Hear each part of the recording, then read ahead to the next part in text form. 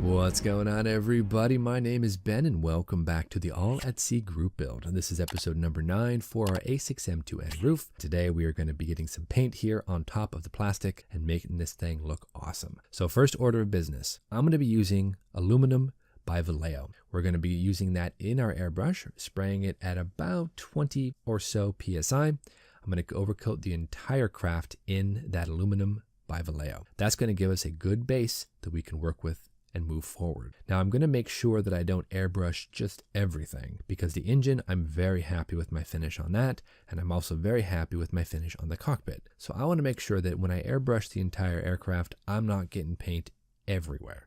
We're going to go ahead and make a quick mask out of this blue tape, and that will be useful for masking off the engine. Now with this circle here, I could actually just kind of take the cowling and just wedge it up inside the cowling. That would suffice more or less, but it's really not going to fit all that evenly up in there. So I think instead what I'm going to do is, because this is tacky on one side, we're just going to go ahead and stick it to the very front of the engine. I think that's going to be simple enough, and then we can just slide that cowling right back over the top just like that. And I think that's going to suffice. Now we can also take our pin vise and just kind of shift that mask around a little bit to make sure that we have an even coverage. I don't want any overspray getting up inside that engine because I really like how that engine turned out. So I'm good. Get a little mask in there. We're fine. Also for the cockpit, same thing. I really like how that cockpit turned out. So we're going to use some paper towel wedged down inside the cockpit to make sure that we don't get paint all over the place. So aside from the Vallejo, what other colors are we going to be using? Well, we're going to have to mix up some red oxide primer. We'll talk about that a little bit later, but I do have this gray. I'm really hoping this is going to work for this. I might have to lighten it up a little bit or tint it. I'm not sure. On top of that, we're going to then follow it up with a green color. We have both JA green and we have JN green. I might want to use the JN green because I believe that's Japanese Navy green, but we'll have to look into that a little bit later. So let's go ahead and just get this thing into paint. We're going to airbrush the entire thing in Vallejo aluminum. We're going to airbrush at about 20-21 PSI and get the entire aircraft coated in a very thin coat of the metal color. I think that's going to be perfect right through my airbrush. Let's give it a try and get this thing painted.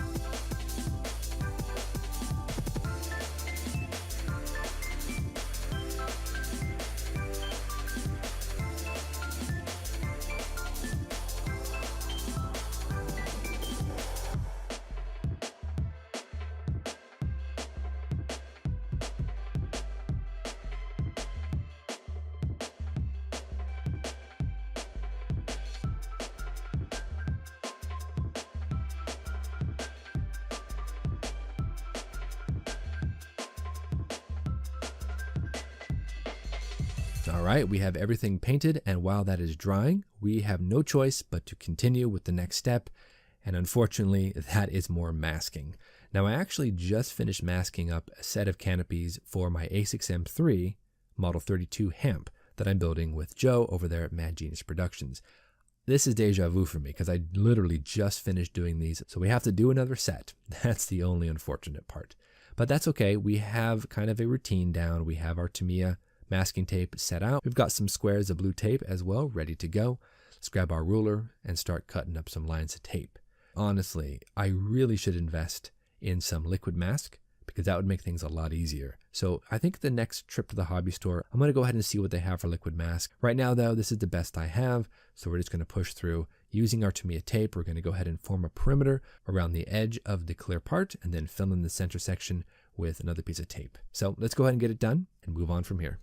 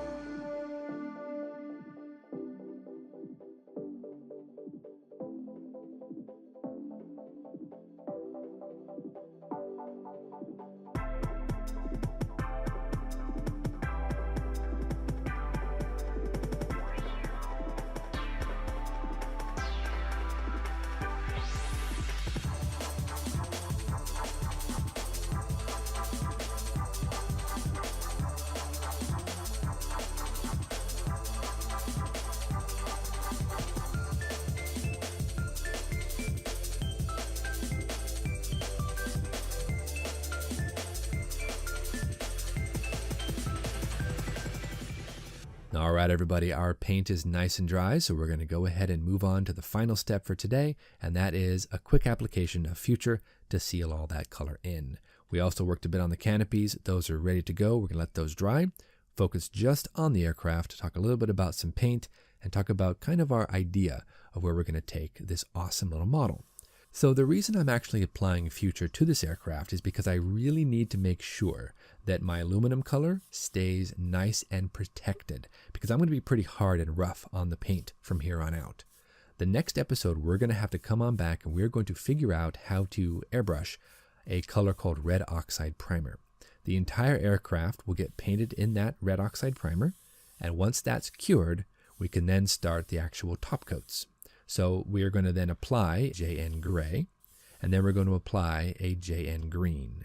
Now those two colors are going to be applied on top of each other, and then they're going to be worn through with some polishing compound to expose both the red oxide primer, that gray-green color, and the silver at the very base. So we have to make sure that we protect the silver at all costs, because I want to make sure that we have a little bit of silver showing through here and there, maybe some panels, maybe on the float, definitely on the wing root areas.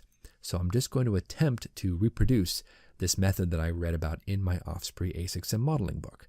I don't know if it's going to work, but I really want to try it. So like I said, we are going to take some polishing compound and we are going to just kind of polish down through and have a subtle wearing effect from the green to the gray to the red to finally the silver.